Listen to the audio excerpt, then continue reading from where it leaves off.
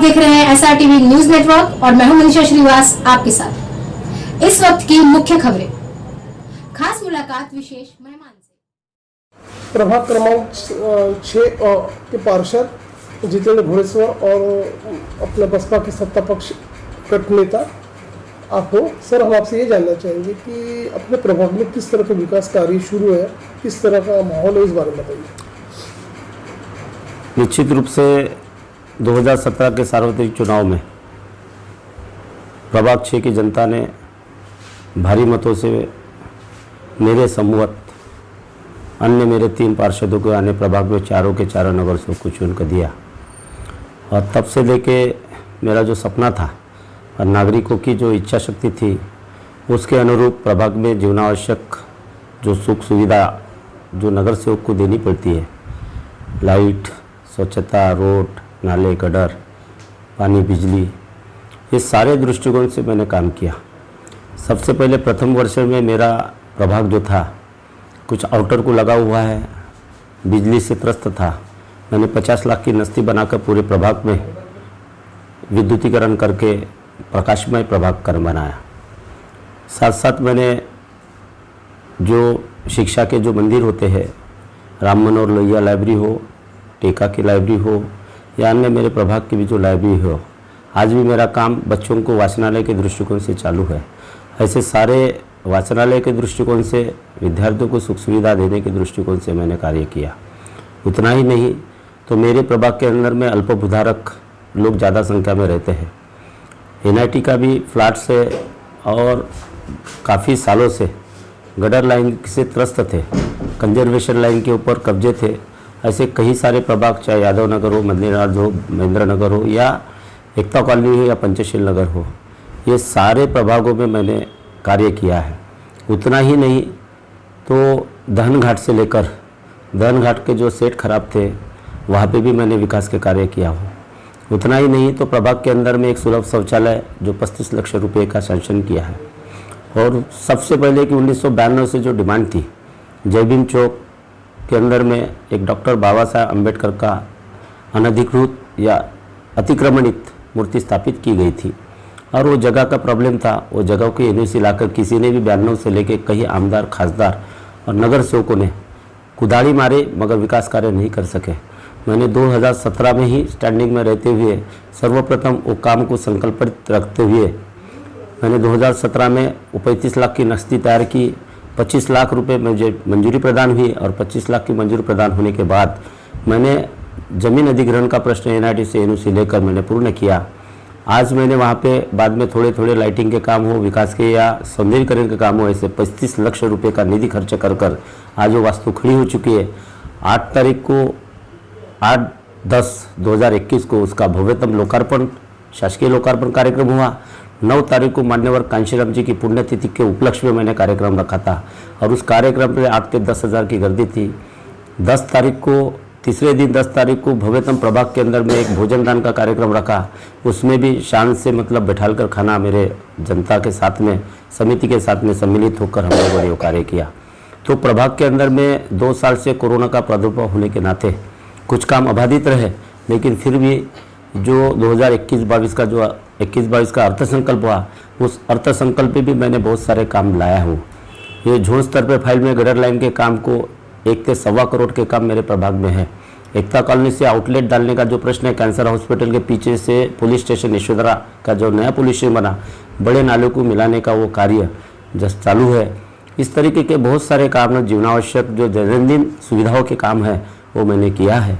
वृक्ष के संदर्भ में जो कोरोना के प्रादुर्भाव में हमें जो ऑक्सीजन की कमी थी, सबसे पहले मैंने वृक्ष की लागवट अभी भी मेरी चालू है। बरसात में भी कहीं वृक्ष लगाया है। तो ये सारे दैनंदिन जो कार्य है मेरे माध्यम से वो प्रभाग में चल रहे हैं। घोड़ेश्वर जी, आप हमें ये भी बताइए कि कुछ नागरिकों का यह आरोप है आपके प्रभाग में कि जगह जगह कचरों का ढेर है, ढेर की वजह से काफ़ी गंदगी का आलम है, उसके वजह से डेंगू का प्रकोप बढ़ा है। हमारा यहाँ के नगर से ध्यान नहीं देते, एक दूसरे पर ठिकरा फोड़ते। इस विषय पर आप क्या कहना चाहोगे? निश्चित रूप से ये व्यवस्थापन महानगर पालिका का है। नगर सेवक चुन के आने के बाद में साफ सफाई की तरफ ध्यान रखना, क्योंकि ये प्रशासन की भी जिम्मेदारी है। और प्रशासन के पास में वो बीट, रोड, रास्ते सारी चीज़ें बनाए गए हैं। उसके ऊपर नियंत्रण, जैसा कि एक जमदार होता है, सैनिटरी इंस्पेक्टर होता है, जेडो होता है और जेडो के वो घन कचरा अधिकारी होते हैं। ये व्यवस्थापन जो महानगर पालिका के कर्मचारियों का व्यवस्थापन होता है। नगर सेवक को जो कंप्लेंट आती है वो कंप्लेंट के ऊपर में वो जाके विजिट देकर या उन कर्मचारियों को बताकर वो व्यवस्थापन करना उनका कर्तव्य और कार्य होता है। उस दिशा में हम लोग काम करते हैं। अभी डेंगू का प्रकोप है, कई सारे भूखंड नागपुर सिटी के अंदर में खाली भूखंड है और खाली भूखंड के ऊपर में ना उनकी टैक्स मिलता, ना शास्ति लगी जाती, ना उनका वसूली अभियान होता, ना उसका कचरा निकाला जाता। डेंगू मच्छर है, कहीं पे भी पैदा हो सकता है और वो उड़ते हुए कहीं पे भी जा सकता है। तो इस दृष्टिकोण से स्वच्छता रखना ये महानगर पालिका में सत्ताधारी लोगों का नियोजन और प्रशासन और नियंत्रण ये उनकी नैतिक जवाबदारी बनती है। लेकिन उसमें वो 15 सालों से जो एक पार्टी की सत्ता है उनका नियोजन न होने के कारण डेंगू का प्रकोप बढ़ रहा है। 2022 में महानगर पालिका के इलेक्शन होने जा रहे हैं जी। तो आपके पार्टी की ओर से, जैसा आप सत्ता पक्ष नेता हो, तो किस तरह की स्ट्रेटेजी होगी, किस तरह ज़्यादा से ज़्यादा लोगों बहुजन समाज जी बहुजन समाज पार्टी ये इस देश के अंदर में ये उसके राष्ट्रीय अध्यक्ष बहन कुमारी मायावती है। महाराष्ट्र के अंदर में हमारे अध्यक्ष संदीप ताजने जी है। उनके दिशा निर्देशा के अनुसार बहुजन समाज पार्टी हर अंगों को जोड़कर SC ST OBC धार्मिक अल्पसंख्यक मुस्लिम सिख ईसाई साथ में अपर कास्ट के जो गरीब वर्ग के लोग हैं ब्राह्मण क्षत्रिय वैश्य ये सभी अंगों की वो पार्टी है और सभी वर्ग के घटकों को लेकर हम लोग नागपुर में भी वो कार्य कर रहे हैं। निश्चित रूप से पिछले 15 सालों से नागपुर में जो बीजेपी की सत्ता है ये SC ST OBC और धार्मिक अल्पसंख्यक के लोग इन्हें मतदान देते, लेकिन उनके हित में मात्र यहाँ के सत्ताधारी लोग कार्य नहीं करते। जन समस्याओं का अभाव है और विकास के दृष्टि से नागपुर महानगर पालिका दरडोई उत्पन्न बहुत ही कम है और दरडोई उत्पन्न कम होने के नाते यहाँ का डेवलपमेंट, यहाँ की आय बढ़ाना सत्ताधारी का कर्तव्य बनता है। लेकिन उस दिशा में वो पहल नहीं करते। मात्र 2-2.5 हज़ार रुपये का 200 करोड़ रुपए का बजट बनता है और इस दृष्टिकोण से उसका व्यवस्थापन, शासकीय व्यवस्थापन में ही 1200-1300 रुपये खर्चा होता है, तो विकास कार्य के ऊपर खर्चा नहीं होता है और इसलिए ये डिपेंडिंग रहते हैं राज्य शासन और केंद्र शासन के ऊपर। नागपुर महानगर पालिका के आय बढ़ाने के दृष्टिकोण से यहाँ पे बहुत सारे ऐसे व्यापार संकुल है, व्यापार है, होटल रेस्टोरेंट से लेकर है, लेकिन वहाँ पे मात्र GST नहीं लगे जाते। बहुत सारे ऐसे दुकान है, छोटे मोटे दुकान है, उसकी भी मतलब वो अगर व्यापार करते हैं तो उसकी GST लागू होना चाहिए, लेकिन उसके तरफ प्रशासन का ध्यान नहीं, इनके सत्ताधारियों का ध्यान नहीं है।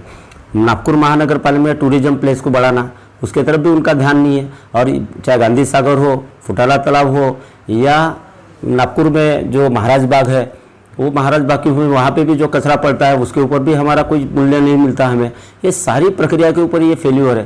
टूरिज्म को बढ़ावा देने के दृष्टिकोण यहाँ पे व्यवस्थापन, सुस्थिति, दुरुस्ती और डेवलपमेंट करना चाहिए, मगर महानगर पालिका का प्रशासन हो या शासक हो इनका कोई इस तरफ ध्यान नहीं है। आए दिन की जो लगी हुई आय है उसी के ऊपर खर्चा करना और उसी पर निर्भर रहना, डिपेंडिंग केंद्र शासन और राज्य शासन को डिपेंड रहना, ये इनकी नीति है। दीपावली का ग्रैंड फेस्टिवल शुरू है, तो आप एक नगर सेवक होने के नाते नागरिकों को किस तरह की शुभकामनाएं देंगे और आगे चल के आपके क्या संकल्प होंगे उस बारे में बताइए। मिस्टर पांडे जी, दिवाली ये पूरे भारतवर्ष में ये हमारा एक राष्ट्रीय त्यौहार है और साल में ये पर्व सभी नागरिक मनाते हैं। हर घर में दीपक जले, खुशियाँ आए और ये दृष्टिकोण से हम लोग त्यौहार मनाते हैं और भाईचारा का, सद्भावना का ये त्यौहार है। सभी धर्मों के लोगों को मैं अपील करना चाहूँगा कि ये शांतिप्रिय पद्धति से सुरक्षित रहकर ये त्यौहार मनाना चाहिए। कोरोना का प्रादुर्भाव अभी भी खत्म नहीं हुआ। पिछले 2 साल से हमने 19-20, 20-21 ये 2 वर्ष हमने ये कोरोना के प्रादुर्भाव में हमने कई आप्तजनों को खोया है। ऐसे परिस्थितियों में ये कोरोना अभी भी दुनिया से खत्म नहीं हुआ। मैं विनंतीपूर्वक निवेदन करना चाहूँगा सभी नागरिकों को कि कोरोना के प्रादुर्भाव में जिस तरीके से 2 वर्ष हमने घरों में रहकर अपने अपने त्योहारों को मनाया, उसी प्रकार से कम संख्या में घरों में रहकर सुरक्षिता प्रदान कर हम लोगों ने वो त्यौहार को मनाना चाहिए और हर घर में खुशियाँ बरते, आनंद का वातावरण हो, दीप प्रज्वलित हो और उनके उज्जवल भविष्य में उनकी प्रगति उत्तर बढ़े। यही शुभकामना मैं बहुजन समाज पार्टी का गठन नेता होने के नाते समस्त नागपुर वासियों को और भारतवासियों को प्रदान करता हूँ। धन्यवाद।